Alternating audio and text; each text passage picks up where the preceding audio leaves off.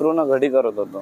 ते यार मला ना अनकम्फर्टेबल फील होत होतं. माझे स्वप्न आहेत ना मला लय अडवतात. दुनिया खतम झालीच पाहिजे 2024 मध्ये, पण सगळंच भेटत नाही.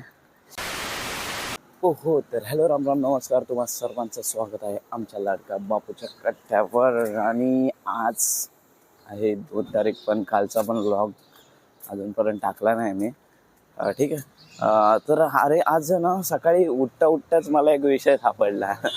म्हणजे मी उठलो आणि आत्ताच जस्ट आणि अंथरुण घडी करत होतो, तेव्हा ना असं विचार आला की थोड्या दिवसाआधीच मी पांघरून आहे ना ते धुवायला टाकलेलं आणि त्याच्या जागी दुसरं पांघरून घेतलेलं. तर त्याच्यामध्ये यार मला ना अनकम्फर्टेबल फील होत होतं, कारण ते होतं जरा छोटं आणि त्या मला ज्याची सवय लागलेली ते नव्हतं, त्याच्यामुळे ॲडजस्ट करायला लागत होतं. त्याच्यामधून काय शिकलो माहिती आहे की माणसाला जोपर्यंत वाईट काळ येत नाही ना तोपर्यंत माणूस शिकत नाही रे. म्हणजे ॲडजस्ट करायला बोल, नाहीतर मग काही असू दे पाऊल उचलायला घाबरत राहतो. पण जर तुझ्याकडे ऑप्शनच नाही तर काय करणार? हा चादरींचे ऑप्शन होते, पण हा शिकण्याचा पार्ट आहे रे, हा फिलॉसॉफीचा पार्ट नाही. म्हणून शिकायचं काहीतरी. त्याच्यामुळे सकाळी काहीतरी नॉलेजवाली बात डोक्यात आली, पण मी काय लवकर उठत नाही. आत्ता पण 8:30 वाजले उठायसाठी. कसं करायचं आणि काय करायचं ते मी विचार करत बसलो. भाई माझे स्वप्न आहेत ना मला लय अडवतात. रात्रीचे स्वप्न अडवतात. दिवसाच्या स्वप्नांनी अडवलं पाहिजे मला, तर रात्रीचे स्वप्न अडवतात. आणि असं पण नाही ना की भाई आता ट्राय पण करायचं. आजकाल जरा ना नशीब वाकडं चालू आहे माझ्यासोबत थोडंसं. पण काल मजा आली खेळायला. लय 3 सिक्स मारले भाई. आणि इंडिया पण तशी फॉर्ममध्ये चालू आहे.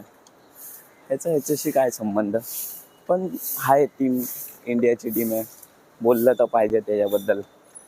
आणि भाई काय जर ही, मला असं वाटतं भाई, जर ही टीम T20 वर्ल्ड कप जिंकू शकली नाही तर मग दुनिया खतम झालीच पाहिजे 2024 मध्ये.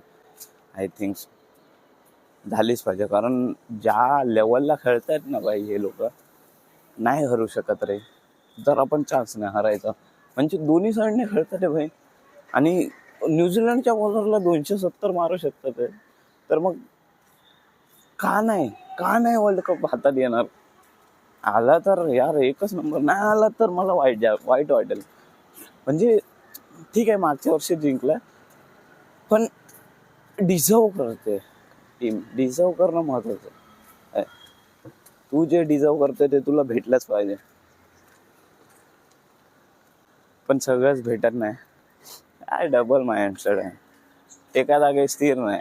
मम्मी बोलते ते बरोबर आहे. मी माझ्याबद्दल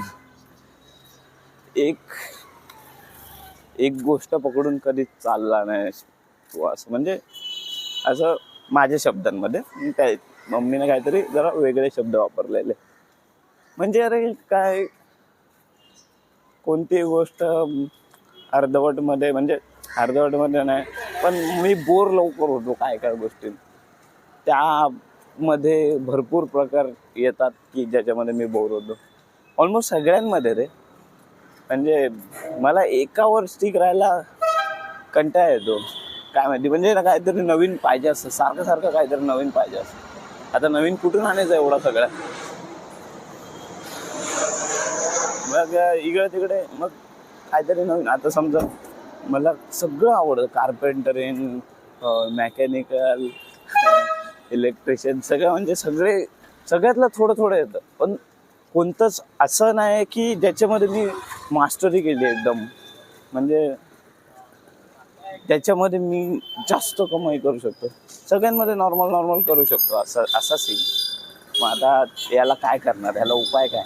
मला कॉन्सन्ट्रेशन वाढवायला लागेल, नाहीतर एका गोष्टीमध्ये जास्त फोकस करून करायला लागेल. पण ती कोणती गोष्ट असणार यार? मी स्वतः विचार करत राहतो यार, केस पण नाही विचारलं यार. तर ती कोणती गोष्ट असू शकते? मी डोक्यामध्ये कधी पण विचार करत राहतो की काय असेल ही गोष्ट. मुश्किल आहे रे, जगणं मुश्किल आहे, सोपं नाही भाई. आणि माझ्यासारख्या मुलासाठी, कन्फ्युजनवाल्या मुलासाठी जगणं जास्त अवघड आहे. पण माझ्यापेक्षा पण वाईट परिस्थितीवाली माणसं मी बघितलेत, म्हणून मला नशीबवान मानतो. हाय माझ्याकडे सगळं आहे, झोपायला जागा आहे, खायला सगळं भेटतंय, जिमला जातं, सगळं करतोय. बस हेच काफी आहे. बाय.